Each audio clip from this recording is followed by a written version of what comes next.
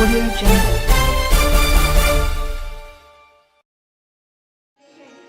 माता पिता सेवा मंदिर रामलाल गौशाला एवं वृद्धाश्रम कैलाश मंदिर सिकंदरा आगरा में पितृपक्ष के पावन पर्व पर आयोजित श्रीमद् भागवत कथा ज्ञान यज्ञ के तीसरे दिन मंगलवार को कथा व्यास पंडित गरिमा किशोरी जी ने कहा कि मनुष्यों का क्या कर्तव्य है, इसका बोध भागवत सुनकर ही होता है। विडंबना ये है कि मृत्यु निश्चित होने के बाद भी हम उसे स्वीकार नहीं करते हैं।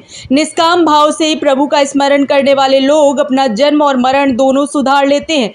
कथा व्यास ने कहा कि प्रभु जब अवतार लेते हैं तो माया के साथ आते हैं। साधारण मनुष्य माया को शाश्वत मान लेता है और अपने शरीर को प्रधान मान लेता है, जबकि शरीर नश्वर है। उन्होंने कहा कि भागवत बताती है कि कर्म ऐसा करो जो निष्काम हो, वही सच्ची भक्ति है। ब्रज के रसिक संगीतकार बलवीर सिंह बल्लो ने सुंदर सुंदर भजन सुनाकर सभी भक्तों को झूमने पर मजबूर कर दिया। वृंदावन बिहारी लाल की जय। आज श्री रामलाल वृद्धाश्रम में कथा का तृतीय दिवस अपने भाव से संपन्न हुआ। सारे माता पिताओं को कथा श्रवण करके और मुझे उनको कथा श्रवण करा के बहुत आनंद आ रहा है। और वैसे भी ठाकुर जी की कथा में तो सबको आनंद आता ही आता है, लेकिन देखिए यहाँ पर यमुना जी का किनारा, पीछे गौशाला और ऊपर से ये रामलाल वृद्धाश्रम, जहाँ पर हजारों की संख्या में माता पिता रहते हैं, तो ये बहुत बड़ी बात है।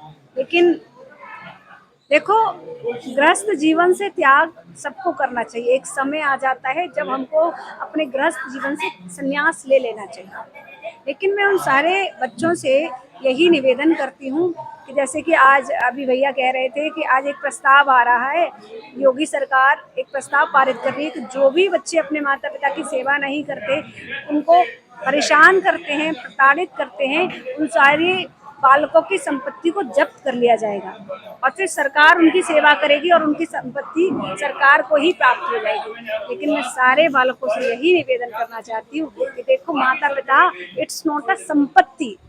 माता पिता हमारी सब कुछ है। इसलिए जो हमको इस दुनिया में लाए हैं, जिनकी वजह से हम इस दुनिया में आए हैं, उनका हमको बहुत हर समय हर पल धन्यवाद करते रहना चाहिए। श्री राधे।